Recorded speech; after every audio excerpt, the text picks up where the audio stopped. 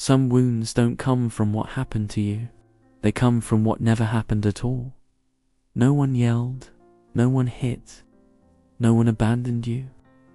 They just never asked how you were doing, and over time, you learned not to ask yourself either. This is emotional neglect. And for many men, it's the most invisible influence shaping their lives. Growing up, a lot of men learned that emotions were optional.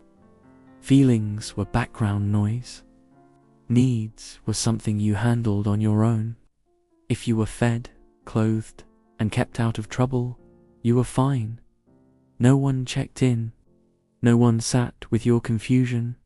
No one helped you name what you felt. So you adapted. You learned to minimize discomfort, to stay quiet, to move on quickly. You became good at functioning, but not at feeling. And because nothing dramatic happened, you never considered yourself hurt. You just assumed this was normal.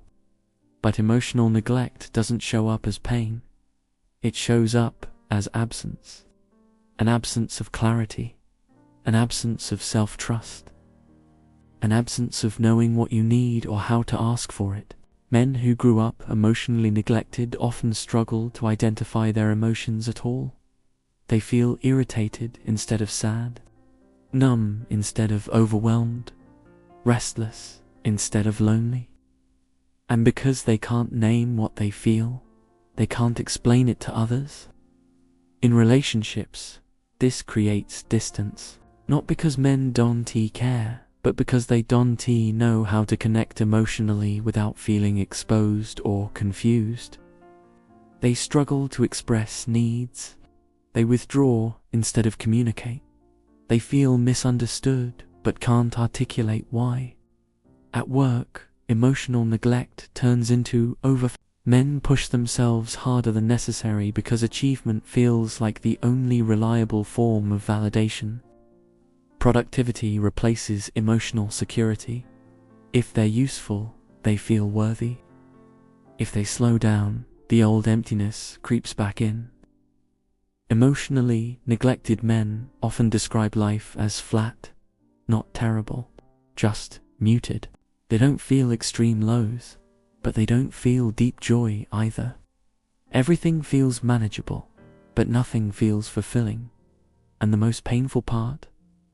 They often believe this is just how life is. No one ever taught them that emotional awareness could exist without weakness. No one showed them that checking in with yourself wasn't self-indulgent, it was necessary. Healing from emotional neglect doesn't start with blaming parents or replaying the past. It starts with noticing patterns, with realizing that your difficulty connecting isn't a flaw, it's a skill you were never taught. Men heal when they learn to pause instead of pushing through, when they ask themselves simple questions they were never asked before. What am I feeling right now? What do I need? What am I avoiding? At first, it feels awkward, unfamiliar, even uncomfortable.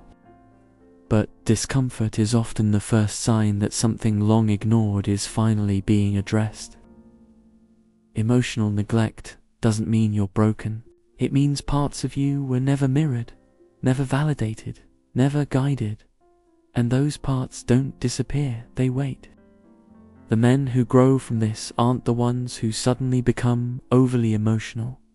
They're the ones who become more attuned, more aware, more present. They stop living on autopilot and start responding instead of reacting. You don't need to rewrite your childhood to move forward. You just need to start giving yourself what you never received. Outro. If this felt familiar, take it seriously, but don't judge yourself for it. Emotional neglect is subtle, but its effects are real. Awareness is the beginning of repair. And learning to check in with yourself might be the most important relationship you ever build.